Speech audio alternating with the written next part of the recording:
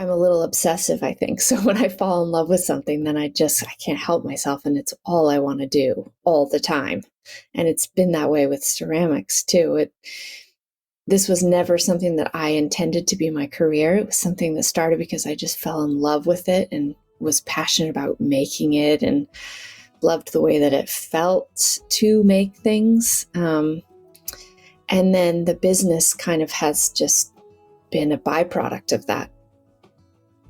Welcome to Imprint, a podcast about creating a home and life you love.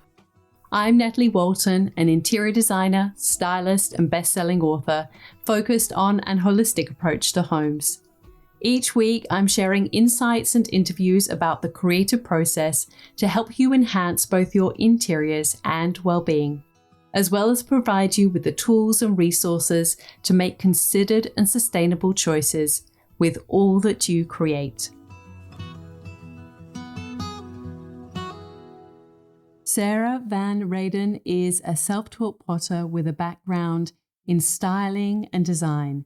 She owns a small shop in Portland, Oregon in the USA called Notary Ceramics that specializes in sourcing handmade and thoughtfully designed products that beautifully accompany her own line of hand-thrown ceramics. I've had the pleasure of enjoying one of Sarah's beautiful pieces of ceramics, one of her lights in my own home, and I've actually used it in many styling shoots. So I'm very excited to share this conversation with you. She is a beautiful soul, a kindred spirit, and I hope that you enjoy our conversation.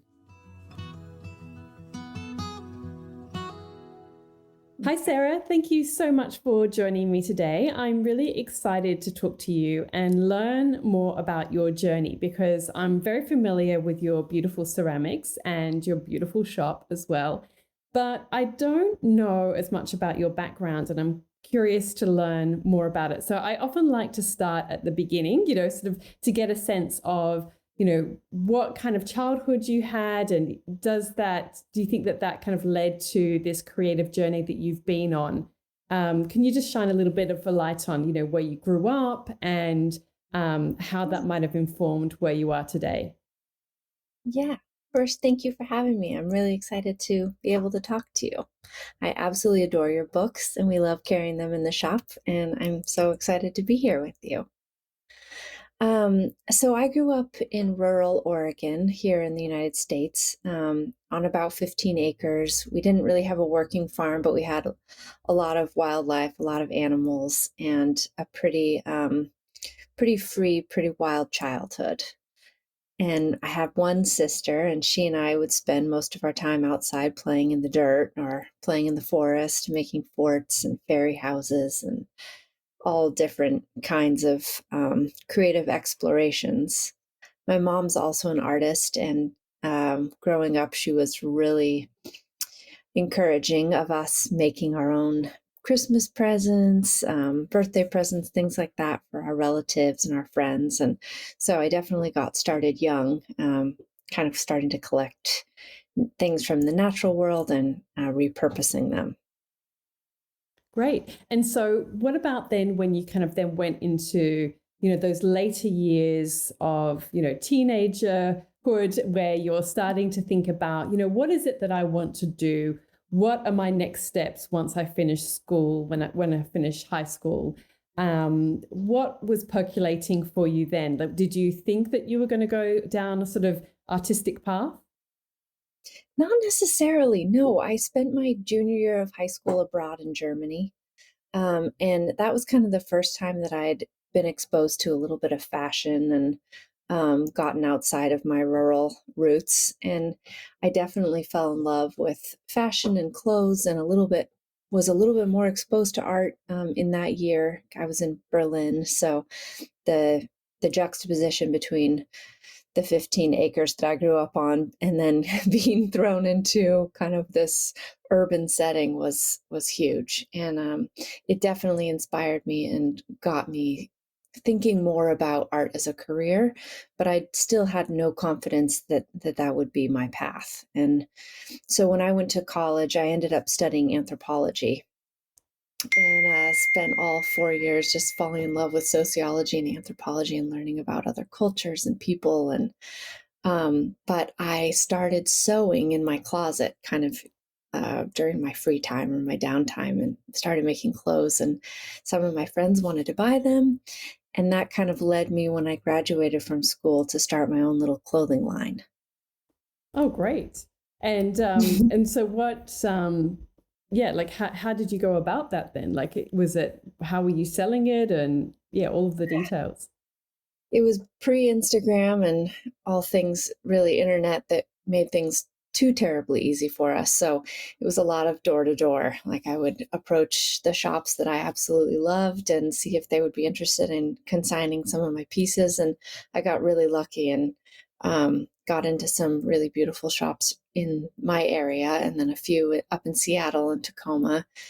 And then I ended up hosting a little fashion show uh, for the clothes, and had a pretty good turnout. I think it was after about a year and a half, though, my husband, or my, at the time, he was my boyfriend, we did the math and realized that I was making about $1.50 an hour. And that it was so much fun, and it was wonderful that I could do it while I was young, and I was happy to be poor. But it wasn't really quite cutting it. So I took a job at a shop part time as well, while still making the clothes, and then got to start doing some of the buying for the store. And one of my clients at the shop, one of our customers, suggested that I try styling. So I started just kind of hustling, doing any free styling I could for anybody who needed a clothing stylist. And I was still sewing a bit, but I definitely started spending more of my time focusing on styling, and really fell in love with that, and kind of pivoted into that as a career for about 10 years. And so was that fashion styling or interior styling? It was fashion styling. I tried doing some prop styling and interior styling towards the end of my career, but the bulk of it was fashion styling, working with clothes. And it it worked pretty well for me as a career for a long time, until I had children, and it was all freelance and trying to find childcare at the last minute, and those long 14-hour days on set. It just got to be too bonkers. Yeah, no, I can understand that. And was so I'm just curious. Well, first of all, you sort of mentioned Yeah. earlier when you were a little bit younger that you know, you didn't have the confidence when you were, you know, that sort of, I think maybe even junior high or whatever, you know, those early years.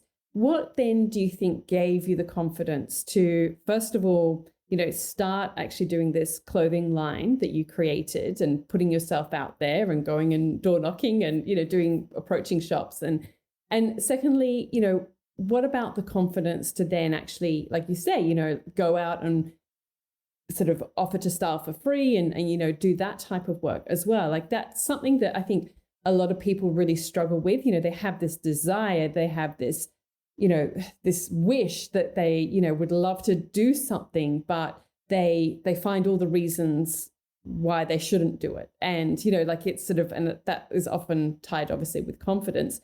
What do you think Yeah. helped you, or what did you go through, I guess, in your mind, if you can reflect on that, you know, to help you kind of go, okay, I'm just going to do this?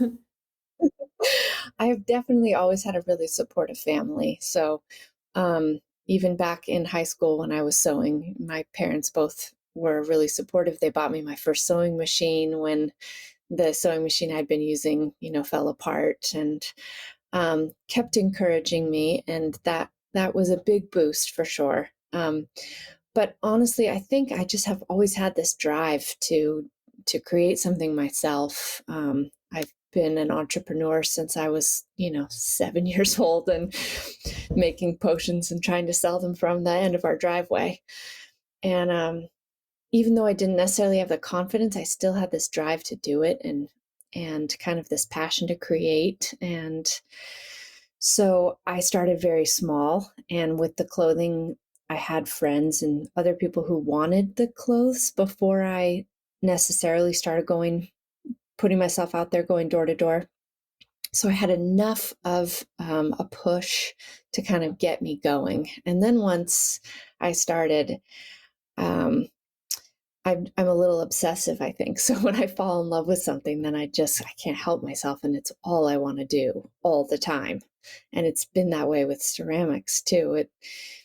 This was never something that I intended to be my career. It was something that started because I just fell in love with it and was passionate about making it and loved the way that it felt to make things. And then the business kind of has just been a byproduct of that. And I guess a way to support my family. Yeah. I will ask you obviously about that whole journey, but I just wanted to ask you one more question about the styling. So, were you working for like small brands, or was it sort of like bigger companies? Can you paint a little bit of a picture of the types of shoots that you were styling, and perhaps even just a little bit of like some of the lessons that you learned during that chapter of your career? Yeah. So most of where I live is in Portland, Oregon, and most of the fashion styling here is sportswear based. So I worked a lot with high-end sportswear companies. Nike is here, Adidas is here, Columbia Sportswear, Sorel, and then we have a couple real high-end outdoor companies as well, like Now. And there were a few companies that I would work for and fly down to Los Angeles, but for the most part, my work was here. Um, and at the beginning of my career, I think I was so fulfilled because I was getting to be incredibly creative. I was often working with other creatives and we were executing a vision that we'd come up with together. But the more successful I got, the less I was in charge of my own vision and the more I was executing somebody else's. And that got to be pretty disheartening at times, I guess. As a creative person, it's the reason that I got into that career was to be able to be creative. And I was finding that I was having no creative freedom left. And that, yeah, that's when I think I realized that I needed to consider a change. Okay. That's so fascinating you say about all those sportswear brands that are based in your area because I mean, I don't know a lot about Portland, Oregon, but from what I do know, it seems like it's a very creative, maybe slightly alternative community. And it just to have then like these big sportswear brands, it just to me seems it was very unexpected to hear that. Yeah, it's interesting because I think Oregon, the emphasis is so much on outdoor activities here. A lot of these brands, I think, began here because they saw this need that they could fill for all this amazing outdoor active wear, and then that spun off into more sportswear as well. And it does feel ironic because I'm not sporty in the least. I attempted it. I did dance in high school and as a child and loved that, but I've never been very athletic. So I always felt like I was a little at the wrong place at the wrong time. Yeah, no, I can relate.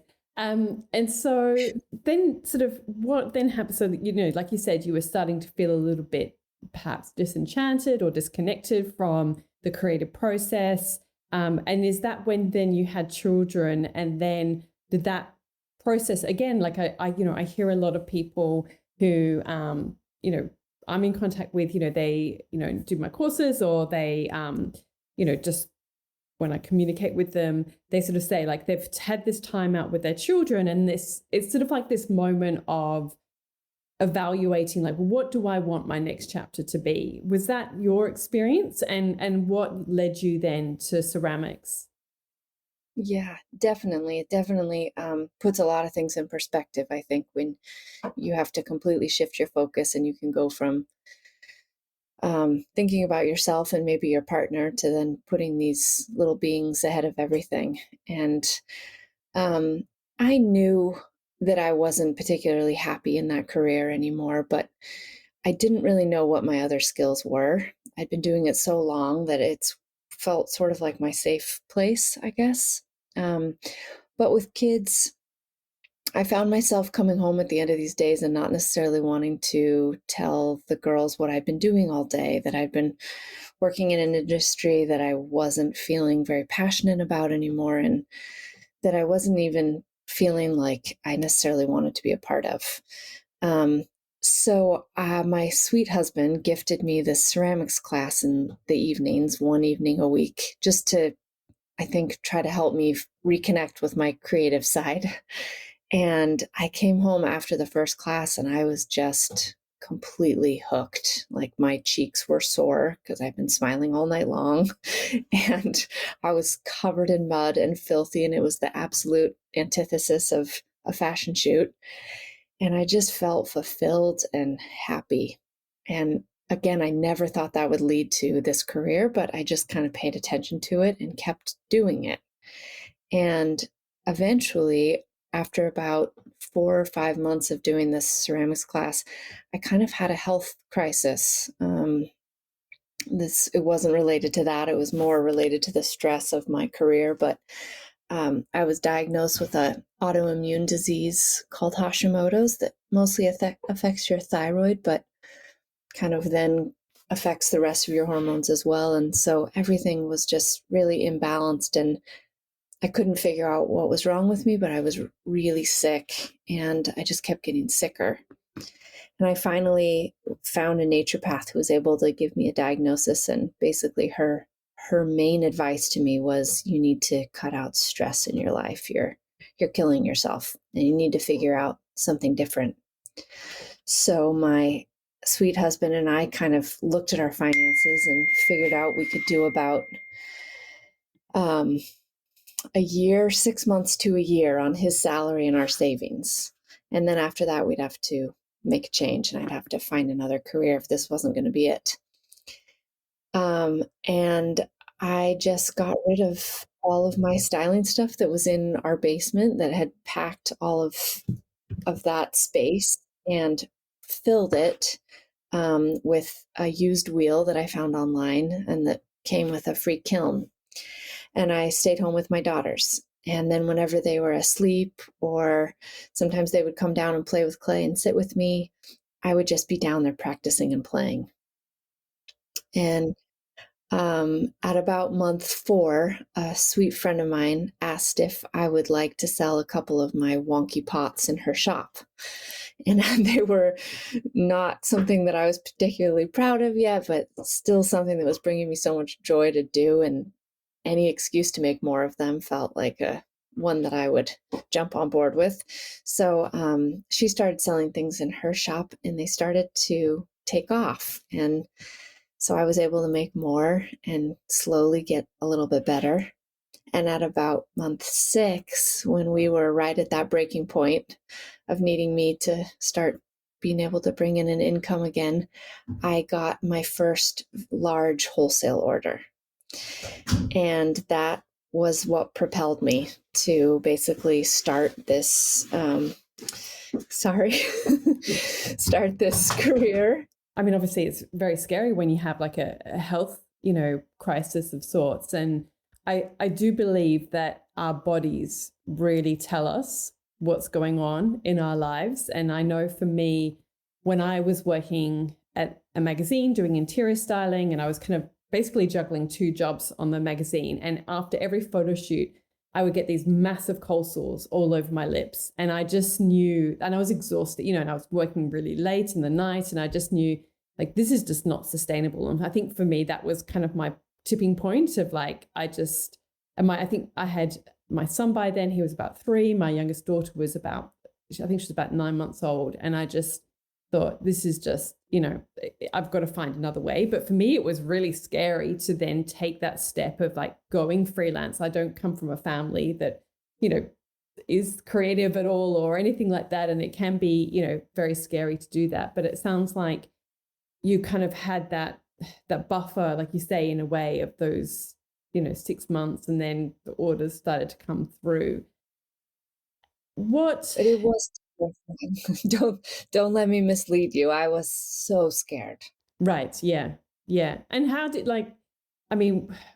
you overcome that in a way? Like, I think, it's interesting to, and so many people experience this. They're sort of worry about, how can they support themselves financially? How can, I mean, there's no guarantees. Um, Right. yeah. So, what was your thought process about that? Can you kind of provide a little bit of an insight? Yeah. My thought process was always that I had this backup in my mind that I would go work. There's a really nice grocery store down the street from us that's generally hiring. I always thought if this doesn't pan out, I'll go work at this nice grocery store for a while. I like people, I can talk to people and be friendly, and then pivot from there if I need to. But yeah, I was so scared. I think at that point I didn't feel like I had another option. I was so run ragged from my job and so physically unwell that I didn't feel like I had another choice but to really just take care of myself and survive. And when you're a mom, like you're saying, you really don't have another choice but to kind of keep moving forward and figure out how to take care of these kids and how to provide for these little beautiful little women that I was raising. And they were about the same ages as your kids were when I kind of hit this point. So it didn't come, I don't think, out of bravery. I think it came out of necessity. I didn't know what else to do, so I just kept doing what I felt good doing, which was making pottery. And I didn't know where it would lead, but I knew that every day that I got out of bed and I went down and did it, that I felt positive and that I felt empowered. And people seemed to be responding to my work, which was a feeling that I hadn't experienced in a long time. And with the background, I think, in styling, I at least had the opportunity to take nice pictures of my weird wonky pots and put them out into the world and started a little Instagram. And so I knew the value of creating this brand and knew how to do that. So I used that skill set to kind of help along this new creative endeavor. And can you give us a bit of a sense of like how long ago was this now? And then obviously then your journey to where you are now. Like did you have that brand name Notary Ceramics at that point, or has that evolved? Can you sort of shine a little bit of a light on the journey to where you are now? Yeah, so that was about 7 years ago. And again, I had just taken that one beginning ceramics class, and it was at this local art school, and it was mostly me with a lot of older retired ladies. And I took the same beginning class twice. And then when I got my wheel and my kiln, I just started watching a lot of YouTube videos in my basement and practicing and trying things out and just kind of slowly taught myself the things that I wanted to know. And it was a big hurdle. It was a lot of knowledge that I didn't possess that I wanted to learn. But going back to that kind of obsessive excitement about something, I just spent all of my waking time doing it. So back to your question. I'm sorry, will you repeat it? Yeah, well, so I was just curious. So you said it's about 7 years ago, and then I guess going from making things in your basement and having this one wholesale order that came through to your journey now to like you've got a shop, you've got you create like lots of different products. Yeah. Yeah, can you just kind of paint a little bit of a picture of the journey from that initial setup to where you are today? So I did have the name already. I had a long time ago, I'd wanted to have a flower shop, and I wanted to call it the Tulip Notary because I'd read about these notaries that popped up in Holland back in the day when tulips were so prized, and people could bring their tulip bulbs to be notarized, and then they could trade them for or barter with them. So I had this notary in my mind, and when we launched the ceramic brand, notary still felt very relevant because to notarize something is to authenticate an original or an original copy. And as a potter and a production potter, I'm making an original piece and then often many copies off of it that I'm throwing and then stamping with my notary stamp. So it felt like a good name for a ceramics brand, although people still do ask me very frequently why notary. And also, we'll get people come in the shop pretty often, especially when we first opened, with their documents wanting them notarized. So that was a hiccup that I didn't anticipate. Um, but yeah, after I worked in the basement for about 2 years, and I hired an assistant during that time after about a year and a half who came in to help me with some of the production because I was starting to get these larger wholesale orders. Um, and after about 2 years, the basement with no windows and very little space, and two of us working together felt incredibly cramped. So we started kind of shopping for spaces. And we came across this darling little spot about a 6-minute drive from my house in this little standalone building that was for rent for pretty cheap because they were planning on tearing this building down after 2 years. So we signed the lease and thinking, well, this is all a gamble. We'll see if we even can make this last for 2 years. And originally, I thought it would just be our studio. I didn't necessarily know that I would have a shop out of it, but I knew we needed more space and we could afford this space. So my assistant and I moved in, and people kept coming to the windows all the time and trying to come in the door. And it became pretty apparent pretty quickly that we were going to be part of this little community, and we had to figure out how to at least open the doors to it in some way. So we kind of portioned off this little square and started selling small quantities of ceramics out of there and holding classes about once a week in the evenings to help cover the rent. And so, so can you sort of paint a picture now of, where the shop is at? I mean, I know that you obviously have, other brands that you represent within your shop, not just your ceramics, you do collaborations with other brands. I mean, can you paint a little bit of a picture of like the size of your company now? I'm sure that you must have some kind of team that's helping you. I'd love to know that. Yeah. So it did start out very slowly with me and just this one other woman. And then when we kind of created the shop, we needed somebody to help run the store as well. So after being in the space for about a year, I was able to hire a third person. And now we're a team of 6, so still quite small. And I still throw pretty much every piece. I do work with a local company to help us with our dishware. We have our dishware pressed down the road by a company called Mud Shark Studios, which is here in Portland. And they're able to help me with my dinnerware. So I throw the original and then they hand press the copies off of it. So we're able to keep our shelves really stocked now, and it's nice to be able to have things constantly in stock, which has always been an issue since I've been the primary maker. I've never wanted the business to grow so much that I didn't have my hands in the clay every day, because that was the whole point of this and why this worked for me. And that's been a hard balance to find while the business has grown, be able to still kind of continue to make. But I'm really lucky. I have a really good team now who run the shop. I have a woman who who manages the store and the employees with me. Somebody else who does all the shipping. And then we have some girls who work on the weekends. And I have a part-time assistant who does all of the glazing with me as well. Yeah. Was it hard, as somebody who obviously has got a very strong creative vision and very hands-on to let go of certain parts of the business?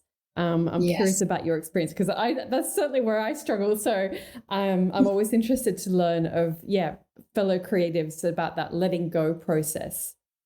Yes, it was really hard. I went to a couple meetings of other female entrepreneurs, and I got some really good advice on like the second or third meeting that I went to from this other woman who'd been in business for a long time. And she kind of said, like, you have to make a choice. You can be in total control and drive yourself completely crazy and your business can stay small, or you can get out of your own way and hire people to do the jobs that you're not necessarily as equipped for and that they're better at anyway, and feel supported and have a team around you. And taking that leap, hiring that first person and basically not taking a paycheck for 6 months so that I could pay her was terrifying, but it was necessary, and it got me to where I am now, where I can employ 5 or 6 other people to work with me and help me run this company. Yeah, great advice.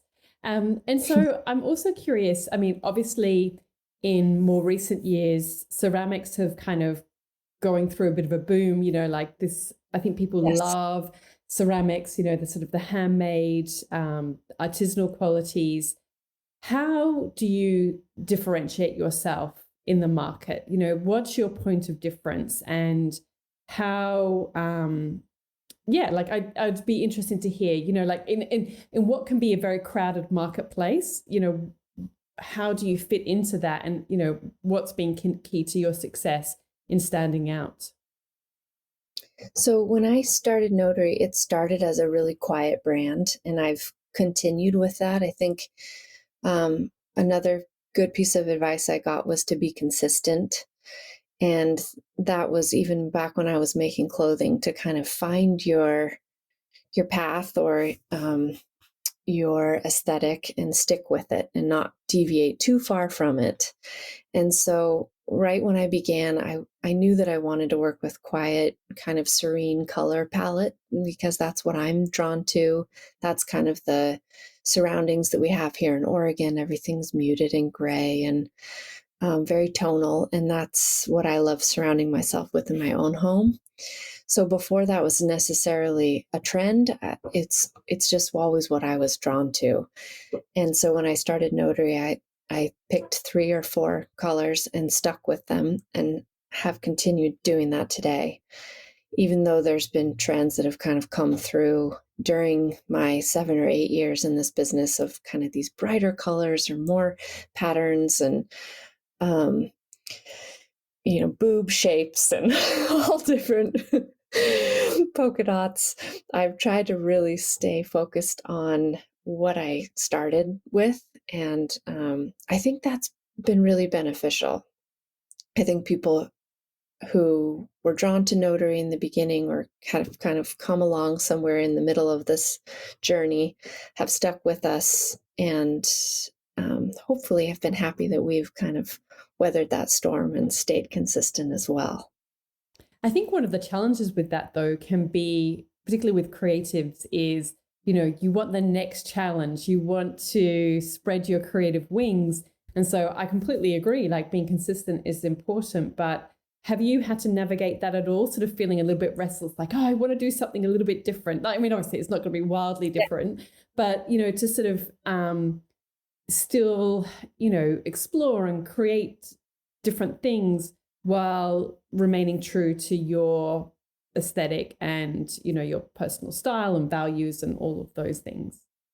Yeah, definitely. I think that's where those collaborations have come in for me. So when I can work with other creatives and get to help them create their vision, we've started working a lot with interior designers on larger scale projects for lighting and bigger pieces, and that's where I get to, like we say, fly my freak flag when I get to make these bigger pieces that aren't necessarily the things that we have on our shelves every day at the shop, but are things that I can go in the back of the studio and spend 3 days creating, and are really fulfilling to me. I think if I had to make the same candle holder over and over again for the next 30 years, I would go absolutely insane. But I have enough of these other projects, and I started the lighting collection about 2 years ago, and that's been really, really fulfilling for me too, to be able to work with people all over the world on these projects for their homes, and then get to see where our lights end up. It's been wonderful. Seeing yours in your Yeah. home has been really fun. I love it. Yeah, for the listeners, I'm sitting in the studio and I've got one of Sarah's beautiful table lamps behind me, and I love it. And I've used it on so many shoots as well, and it goes so beautifully in different spaces. So it's very much a treasured possession. Awesome. So I'm also always really interesting. I think people, love to kind of get a bit of a little sneak peek behind the scenes in terms of, how you structure your days, your weeks, your projects. Can you give us a little bit of an insight into that? Yeah, of course. So right now it's the holiday season, so it's extra bonkers. I have two daughters, they're 9 and 11, and the 11-year-old one goes to school right down the street from my shop. So every day after school at about 3:40, she shows up here, and we created a little loft above kind of our bathroom area. So she goes up there and does her homework, and we'll practice her saxophone sometimes in the shop, and it's a lively environment for sure. But I also relish the few hours that I get in the morning before we open after I drop the girls off at school. I have about 3 hours where I just get to uh, putter around the shop, kind of restyle the shelves if I want to, or start throwing, or glaze something, respond to emails. And then at noon, we open the doors and we start to get customers in.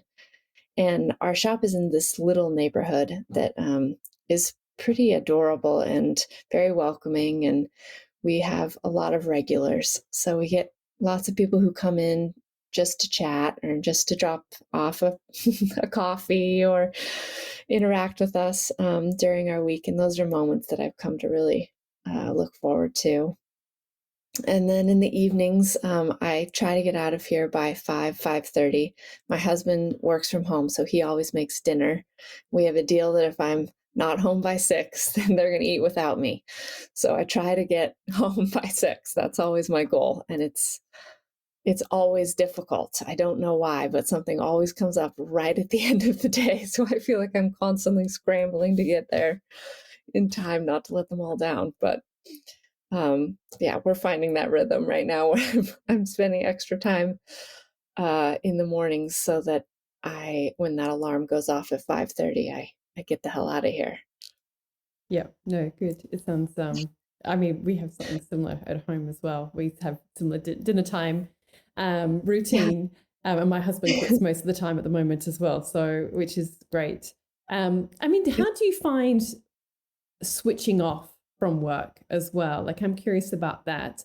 I think when you're passionate about what you do, when you've got your own business, I mean, there's so many facets to that.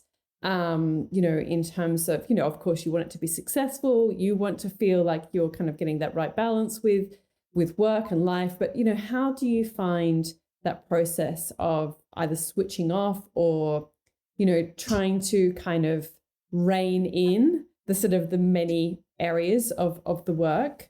And yeah, I'm just curious about that.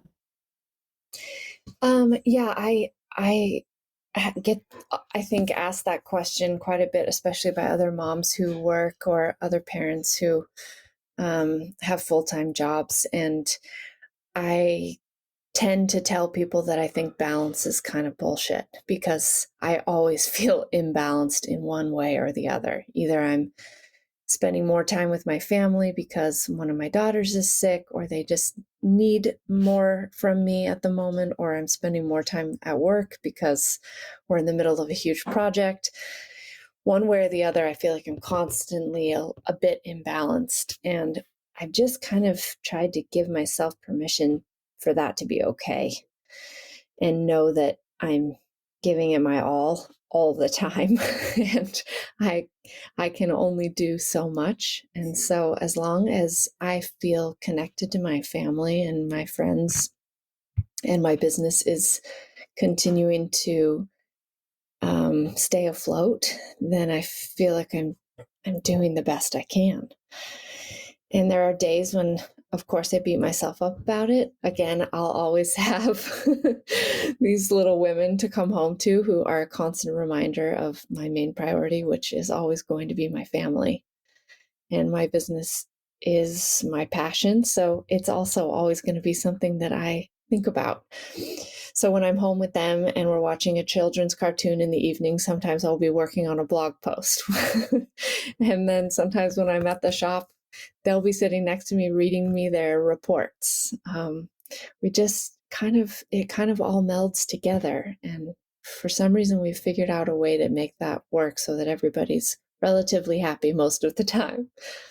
Yeah, you've just got to do what feels right for you. And I think you know within yourself when something feels right or it feels off. And I think it's kind of tuning into that kind of intuition, isn't it, about, what feels right for you.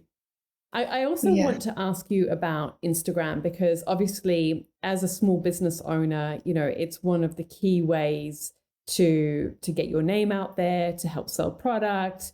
You've got a beautiful feed. It's got such a beautiful, peaceful feel to it.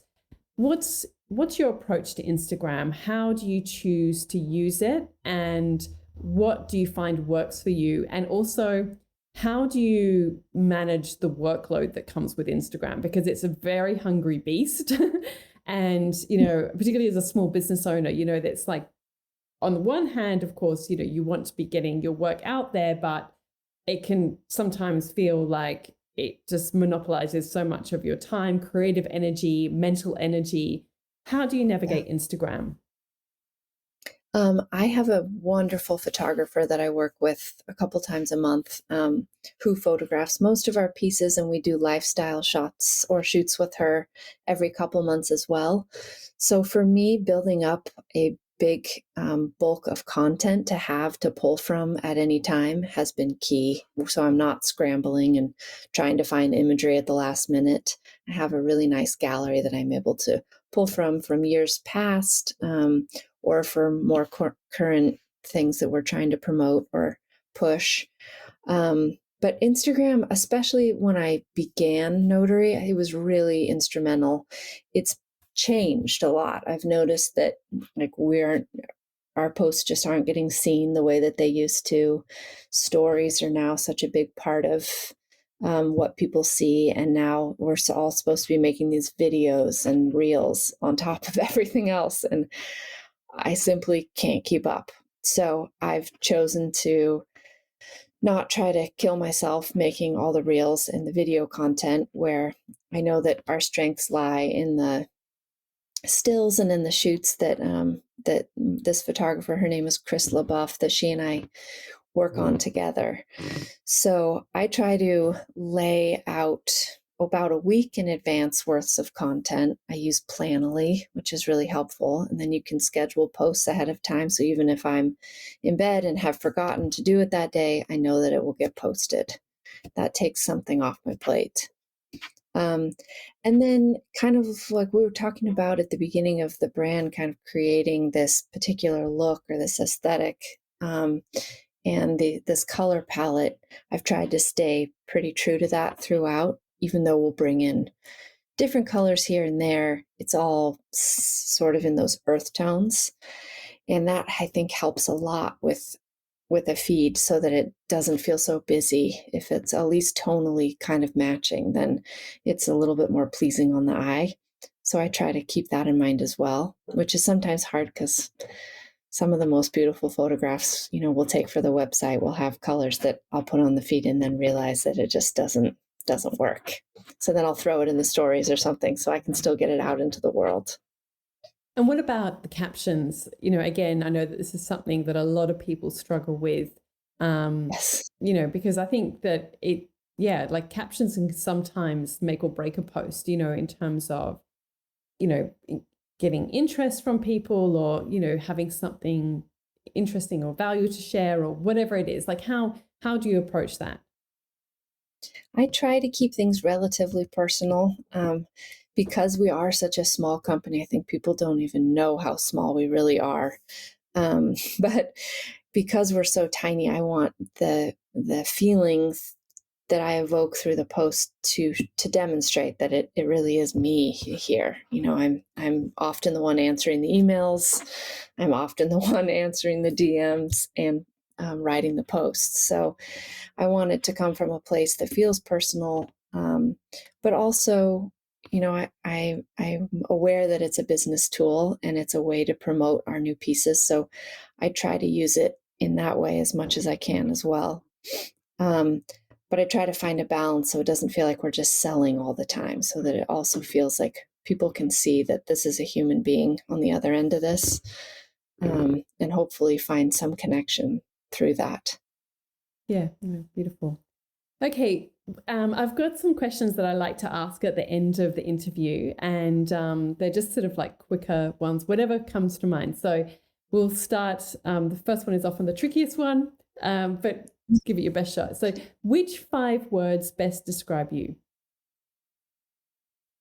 Okay, that is tricky.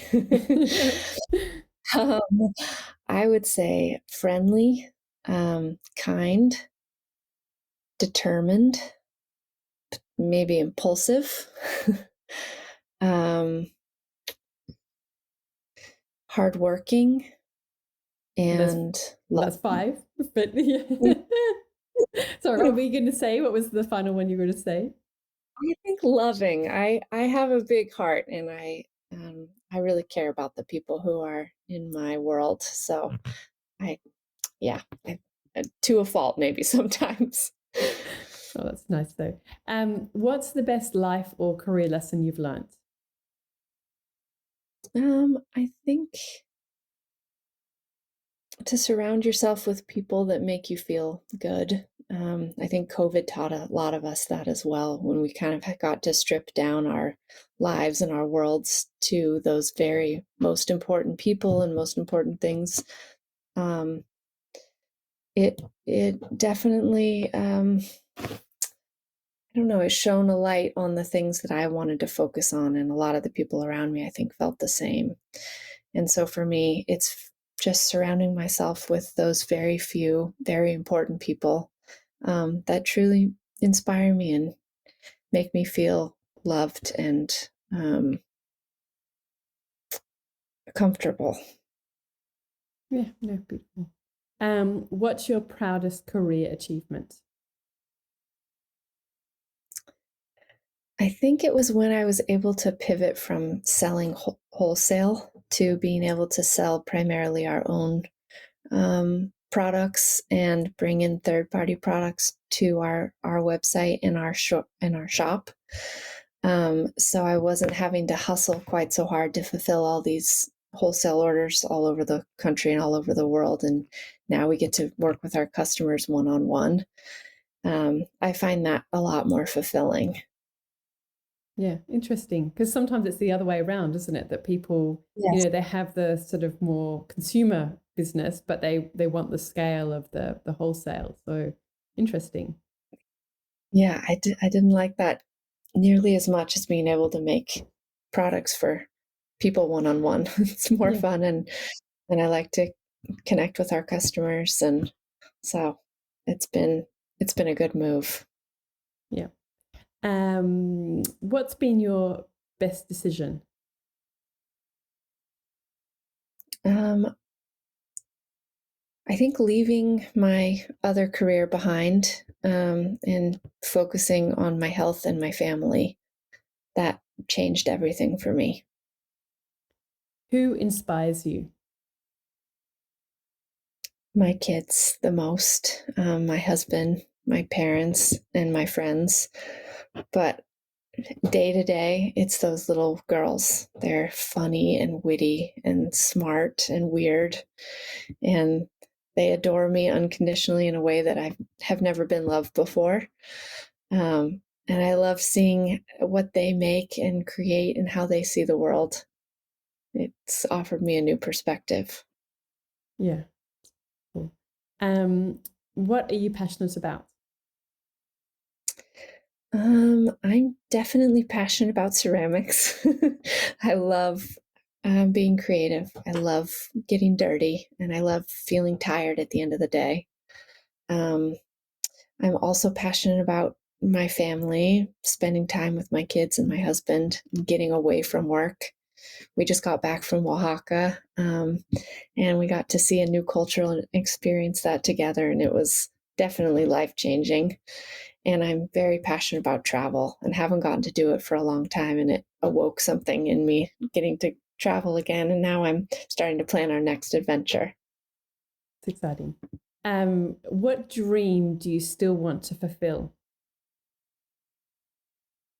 Um,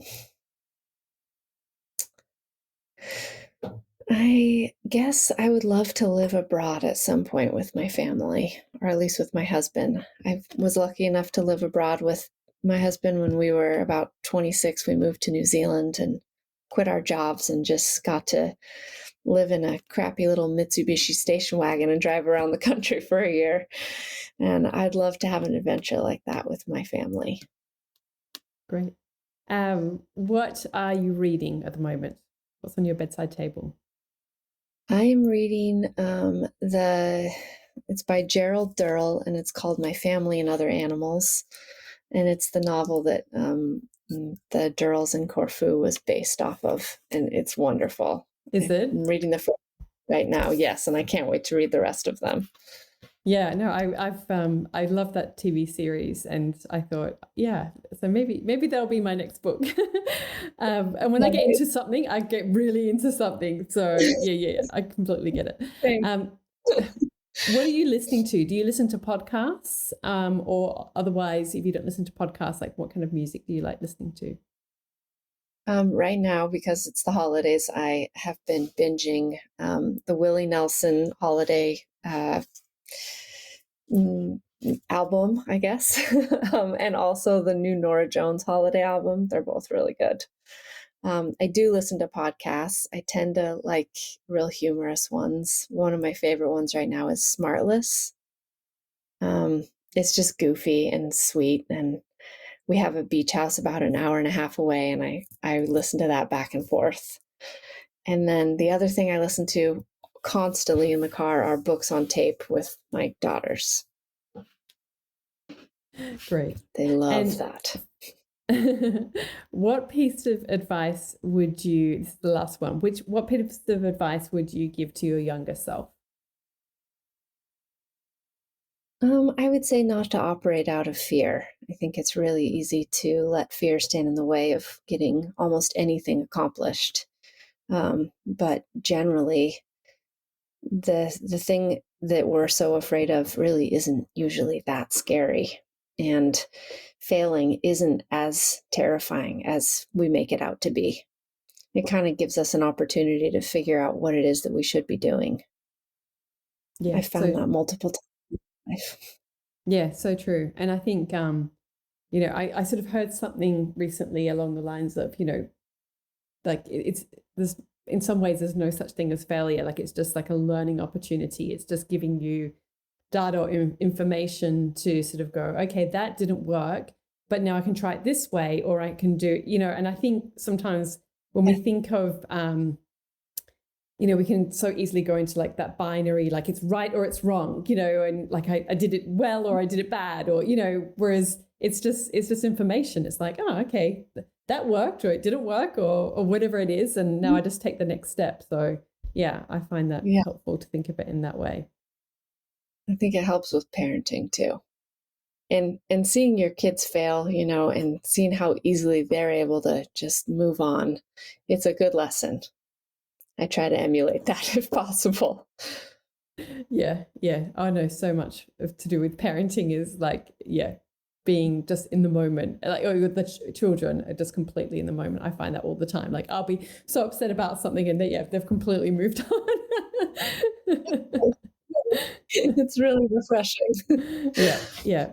Well, thank you so much for your time, Sarah. I really appreciate learning more about you and your story and your journey, and I appreciate you taking time out of your day, particularly as I know that it can be a busy time of year. So thank you for joining me on the podcast. And I guess I should say, so what's the best way for people to connect with you in terms of if they'd like to see your work or learn more about you and what you do? Yeah, I think our website's probably the easiest place to go. And it's just notaryceramics.com. And then our Instagram is also a pretty good way to stay up to date with everything. I try to do at least one post a day about something that's going on around the shop or around the studio. So it's at notaryceramics.home. And you ship internationally, don't you? We do, Yeah. yes, proudly. Yes. Wonderful. All right. Well, thanks again. And yeah, I look forward to hopefully connecting again with you in real life one time.